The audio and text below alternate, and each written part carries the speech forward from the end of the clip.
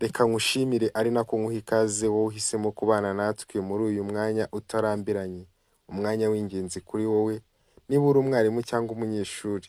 Nk'uko mubimenyereye rero, mujya mwumva inkuru z'abarimu bakundana n'abanyeshuri, ugasanga ni ibintu bitavugwa neza kuko bitesha agaciro mwarimu. Mwarimu ubundi afatwa nk'umubyeyi w'umunyeshuri arera. Rero ntabwo bikwiye kubona umubyeyi akundanye n'umunyeshuri yigisha. Uyu munsi rero ngiye kubabwira ibintu 8 uzakora niba uri mwarimu kugira ngo urinde icyubahiro cyawe mu gihe umunyeshuri azaba akugaragariza amarangamutima ko yagukunze, cyangwa se mu gihe umunyeshuri azaba akwereka ibikorwa bikwereka ko yifuza ko mujya mu rukundo. Ni ibintu bidasanzwe kubona umubyeyi akundana n'umwana we. We mwarimu murezi si kubyumva? Duhurire muri komenti, niba uri mushya ukore subscribe kugira ngo tujye tubana mu biganiro byacu byubaka bitandukanye. Ibiganiro biba bikubiyemo amasomo menshi. Mbere yo kukugezaho ibi bintu 8, reka nkugezeho agakuru katarambiranye k'umwarimu witwa Nshimiye. Ni agakuru kagufi ariko gakubiyemo amasomo menshi. Umwarimu Nshimiye yabonye ko umunyeshuri Mutesi atangiye kumwereka urukundo rutajyanye n'umubano ukwiye hagati y'umwarimu n'umunyeshuri. Ibyo byari bitangiye kugaragarira mu butumwa Mutesi yohererezaga uyu mwarimu, mu mikorere ye ya buri munsi no mu buryo amwitwaraho bidasanzwe. Mwarimu Nshimiye yahise abona ko iyo situwasiyo ishobora kubangamira akazi ke, icyubahiro cye, ndetse n'ejo hazaza h'umunyeshuri nawe ubwe. Mu kinyabupfura cyinshi no mu kubaha kwinshi, Nshimiye yaganiriye na Mutesi amusobanurira ko urukundo rwe rutajyanye n'amahame y'akazi, kandi ko guca uwo murongo byatera ingaruka zikomeye ku mpande zombi. Yamubwiye ko kumwubahisha no kumurinda ari byo bikwiye, maze amusaba gushyira imbaraga mu masomo ye no kutongera kwinjira mu mubano ushobora kumwangiriza ubuzima. Mutesi ubwo yari atangiye kujya atsindwa amasomo kubera uburangare yari afite. Nyuma y'ibyo biganiro, Nshimiye yashyizeho umurongo uhamye mu mibanire yabo. Ntiyemeraga gusigarana nawe wenyine ku ishuri nyuma y'amasomo nk'uko yajyaga abikora, Mutesi yitwaje ko aje gusobanuza. Ntiyamuvugishaga ku mbuga nkoranyambaga, kandi ibiganiro byihariye yabikoraga ari kumwe n'undi mwarimu cyangwa se Mutesi ari kumwe n'undi munyeshuri. Ayo mategeko yoroheje cyangwa se ayo mahame yoroheje ariko akomeye yatumye Mutesi aba mu mwanya ukwiye, akajya ashyiramo imbaraga mu masomo ndetse atangira kujya yitekerezaho. Mutesi yaje kubona ko mwarimu atamwangaga, ahubwo amwifuriza kuzagira ejo hazaza heza. Yibanze ku masomo ye, aratsinda, kandi ku munsi wo guhabwa impamyabumenyi amushimira ko yamurinze mu gihe ubwe atari abishoboye. Uko gucunga neza umubano wabo kwatumye bombi bagira ubuzima bufite intego, ubuzima bufite icyerekezo. Mutesi atsinda amasomo ye na mwarimu akomeza akazi ke. Naho iyo nkuru irangiriye.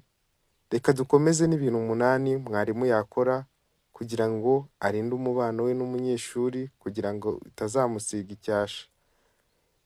Ingingo ya mbere tugiye kugarukaho, cyangwa ikintu cya mbere wakora mu gihe ubona ko umunyeshuri yagukunze uri umwarimu, ugomba gushyira umurongo uhamye hagati y'umwarimu n'umunyeshuri bikekwa ko yagukunze. Kwirinda ikintu cyose cyatuma uvuga nabi cyangwa cyerekana ko ufitanye umubano udasanzwe n'uwo munyeshuri. Ikintu cya kabiri ni ukwirinda guhana ubutumwa bwihariye budafitanye isano n'amasomo. Ntimuhane ubutumwa kuri WhatsApp n'izindi mbuga nkoranyambaga muganiriraho ibitandukanye cyane n'amasomo. Ikintu cya gatatu wakora ni ugusubiza umunyeshuri mu murongo w'ibiganiro by'amasomo gusa mu gihe ubona yatandukiriye. Ukamubwira mu bwitonzi ko umubano wanyu ugomba kuguma mu masomo cyangwa se mu bijyanye n'amasomo gusa. Ikintu cya kane ugomba gukora, ugomba guhagarika guhurira nawe ahantu hihariye muri mwenyine, nko kuba uri kumwe n'umunyeshuri mwembi mu cyumba runaka. Ikintu cya gatanu ugomba gukora, ugomba gushaka undi munyeshuri cyangwa undi mwarimu muba muri kumwe mu gihe uwo munyeshuri agukeneye, nko mu gihe hari ibiganiro bigaragaza ko bishobora guhindura imyiyumvire cyangwa imyumvanire yanyu, ukagerageza kuba uwo munyeshuri ari kumwe na mugenzi we. Ikintu cya gatandatu ugomba gukora, ugomba kwirinda ibikorwa byose byatuma abanyeshuri bakubahuka ngo bajye bakuzana mu biganiro bitajyanye n'amasomo. Ibi wabikora mu bwenge, mukajya mutebya ariko ukagira uko ubigenzura. Ntabwo wabana n'abanyeshuri mutaganira cyangwa ngo mutebye ibitajyanye n'amasomo, ariko uba ugomba kugira uko ubigenzura nka mwarimu. Mwarimu ni umuntu mukuru, ni umuntu wiyubashye, aba agomba kugenzura ibiganiro byose agirana n'abanyeshuri. Ntabwo abanyeshuri bahindura amarangamutima ngo bayoboze inkoni y'icyuma uko bishakiye. Mwarimu rero aha ngaha aba agomba kubayobora. Ikintu cya karindwi uba ugomba gukora, ugomba kudakoresha amagambo abareshya, kujya mu rukundo cyangwa kutagira imyitwarire ishobora gutera umunyeshuri kwibeshya ko wamukunze. Aha ngaha ugomba kwirinda nko kumutaka, kumusekera mu buryo budasanzwe cyangwa kumwereka ko icyifuzo cye kinyuranye n'amasomo gifite ishingiro.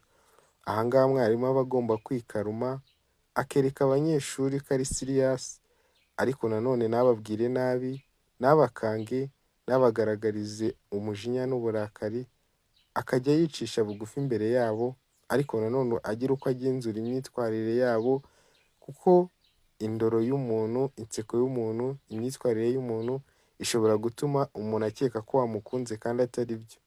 Aha ngaha rero mwarimu aba agomba kwitonda mu rwego rwo kwirinda gushitura abanyeshuri bagakeka ko yabakunze. Ikintu cya munani ari nacyo cya nyuma mu byo nabateguriye ugomba gukora niba uri umwarimu kugira ngo urinde icyubahiro cyawe, ugomba gukomeza kurinda icyubahiro cyawe n'icya disipurine y'ishuri wigishaho.